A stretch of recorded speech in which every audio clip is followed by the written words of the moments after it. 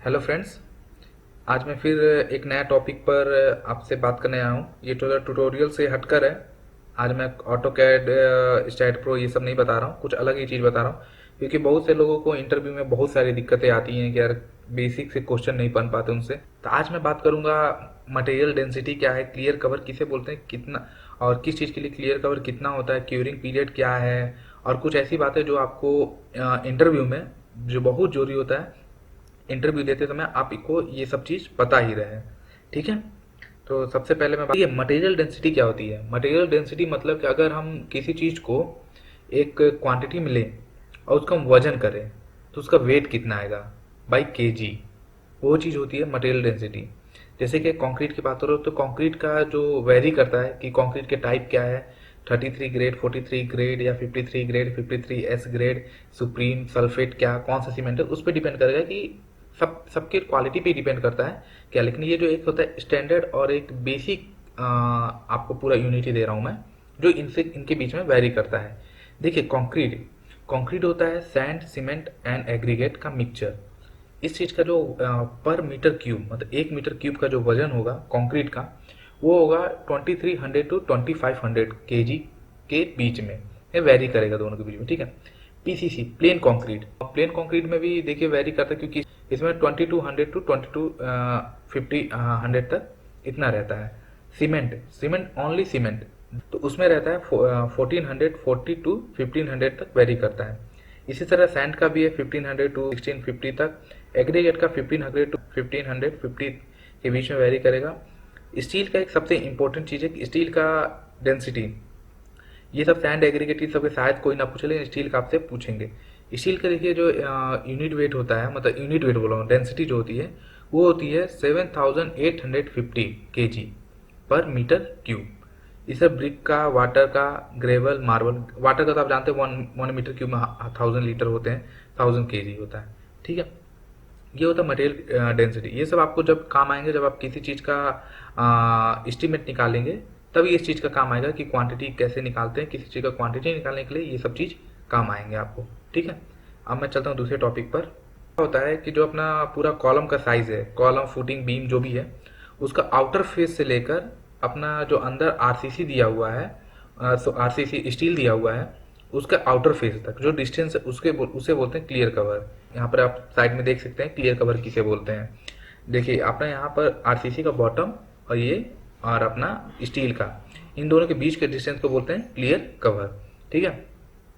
अब देखिए clear cover हर चीज़ के अलग अलग होते हैं। देखिए हाँ, राफ्ट फाउंडेशन में देखिए क्या होता है कि अपने जो फाउंडेशन की जो क्लियर कवर होता है 75 mm होता है, साइड का, बॉटम का और डाउन का। ठीक है। इसी तरह अपना देखिए फुटिंग में, फुट कॉलम जो होते हैं उसमें 50 mm होता है स्टैंडर्ड, बीम में 25 mm, स्ट्रैप बीम में 50 mm, कॉलम में 40 mm, स्लैब में 15, फ्लैट स्लैब में 20, स्टेयर केस में 15। ठीक है। रिटेनिंग वॉल के होते हैं 20 से 25 mm तक। वाटर रिटेनिंग स्ट्रक्चर के होते हैं 20 से 30 mm। ये जो क्लियर कवर होते हैं ना, ये डिपेंड करता है आपका grade of steel, grade of concrete, इन सब पे डिपेंड करता है। इस पे डिपेंड करता है कि आपका क्लियर कवर कितना है और कितना होना चाहिए मिनिमम। ये सब इंटरव्यू में आपको बेसिक से चीज़ें इंटरव्यू में आपके ये पूछे ही जाएंगे। सीमेंट का सेटिंग टाइम क्या होता है। सेटिंग टाइम होता क्या है, पहले बात देखिए सेटिंग टाइम होता क्या है कि सीमेंट मिक्सिंग के बाद वो कब अपना इनिशियल शेप लेना चालू कर देता है और कब फाइनल शेप वो गेन कर लेता है, ये होता है सेटिंग टाइम। देखिए जो इनिशियल सेटिंग टाइम है वो 30 मिनट मिनिमम होता है, मतलब 30 मिनट से कम नहीं होता। जो अपना एक इनिशियल शेप गेन करता है वो 30 मिनट में गेन कर लेता है। और जो फाइनल सेटिंग टाइम होता है वो होता है 10 आवर में। लेकिन ये सब स्टैंडर्ड है, ये सब एक लैब में एक्सपेरिमेंट है, इस पे डिपेंड कर, इस पर ये पूरा होता है। ठीक है। और लैब का जो टेम्परेचर होता है 27 डिग्री +-2, इतने टेम्परेचर पर ये सब टेस्ट किए हुए हैं। ठीक है। और क्यूरिंग डेट, क्यूरिंग क्या होता है, तराई जिसको बोलते हैं, आप सिंपल लैंग्वेज में जान लीजिए, पानी पिलाना, जो भी कंस्ट्रक्शन उसमें पानी डालना। जो सुपर सल्फेट सीमेंट होता है उसमें मिनिमम डेज, ये मिनिमम डेज बता रहा हूँ मैं, मिनिमम जो करते हैं 7 डेज का करते हैं। ऑर्डनरी पोर्टलैंड सीमेंट जो होते हैं उसमें 10 दिन का। और सीमेंट पर अगर कोई मिनरल्स मिला दिए, एडमिक्सचर मिला दिए, उसमें 14 डेज। और एक चीज़ तो आप जान लो, ठीक है, तो मिनिमम किसी भी कोई भी स्ट्रक्चर हो 10 दिन अच्छे से करो। गर्मी है 3 टाइम करो, आप जूट के बोरे डाल के करो, लेकिन तराई करो, पॉन्डिंग बना के करिए, स्प्रे करिए, क्यूरिंग। ये क्यूरिंग हमारा हमारा स्ट्रेंथ बढ़ाता है किसी भी स्ट्रक्चर का, ठीक है। ये सब बात तो हमेशा आप, अगर आप साइट इंजीनियर के मतलब कि करियर के बारे में सोचेंगे, मुझे साइट इंजीनियर बनना है, सिविल इंजीनियर बनना है, तो ये सब चीज़ तो इतनी बेसिक चीज़ है, इसके बिना तो आपका कहीं गुजारा होने वाला नहीं है। मैं कुछ ही चीज़ लिया हूँ जो कि मेरे इंटरव्यू में पूछे गए थे। तो जैसे कि पहला, हुक फॉर स्टीरअप्स, मतलब जो हम रिंग बनाते हैं उसमें हम जो हुक देते हैं, तो हुक का मिनिमम जो होता है, स्टैंडर्ड जो होता है 10D होता है, वन साइड का। 2 हुक रख रहे हैं तो आप 10D प्लस 10D कर दीजिए, ठीक है। और हुक का जो होता है ना, हुक का जो एंगल होता है वो 135 डिग्री होता है, ठीक है।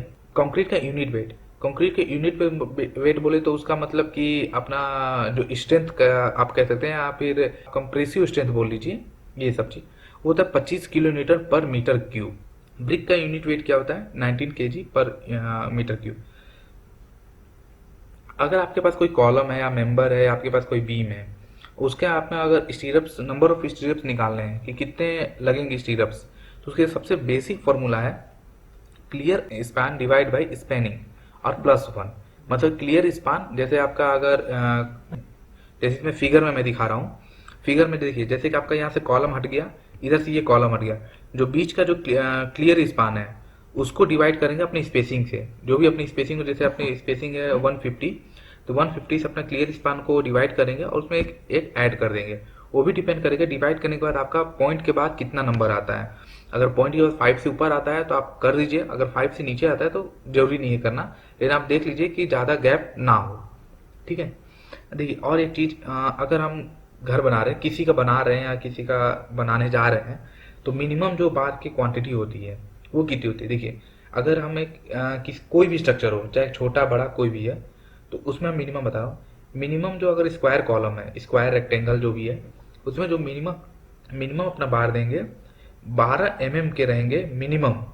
देखिए जो आई एस कोड के अकॉर्डिंग मिनिमम 12 mm के रहेंगे, और कितने नंबर ऑफ बार रहेंगे, 4। ये मिनिमम है अपने, अगर आप कॉलम या घर की बात कर रहे हैं तो। अब उसी तरह अगर सर्कुलर कॉलम है तो उसमें भी 12 mm के डाया के ही बार रहेंगे, और लेकिन नंबर ऑफ कितने रहेंगे, नंबर ऑफ बार 6 रहेंगे, ठीक है। और मिनिमम डाया मेन बार हो गया, डिस्ट्रीब्यूशन बार हो गया स्लैब के लिए।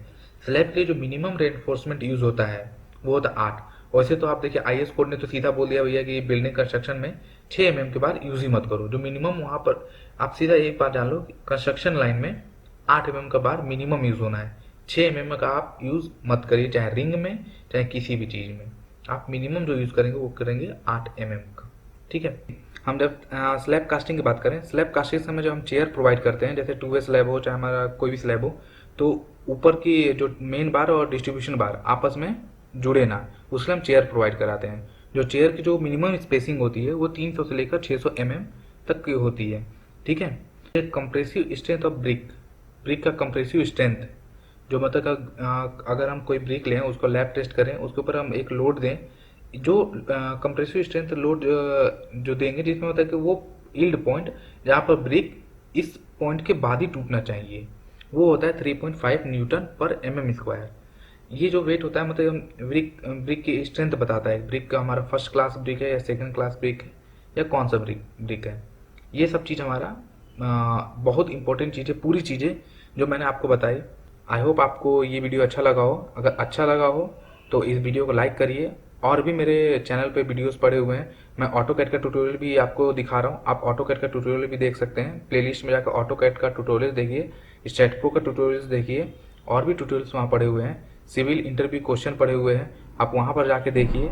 और लास्ट वीडियो में अपना कॉन्क्रीट सैंड एग्रीगेट के बारे में कुछ बताया हूँ, वो भी जाकर देखिए। आपको आई होप आपको कुछ ना कुछ जानने को मिलेगा।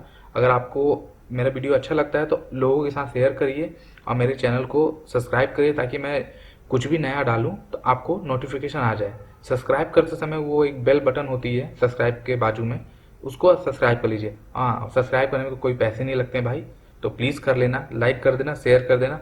और जो ना समझ में आए प्लीज़ कमेंट करना, मैं शायद ना समझा पाया हूँ तो फिर से समझाने की कोशिश करूँगा, ताकि आपको अच्छे से समझ में आए, ठीक है।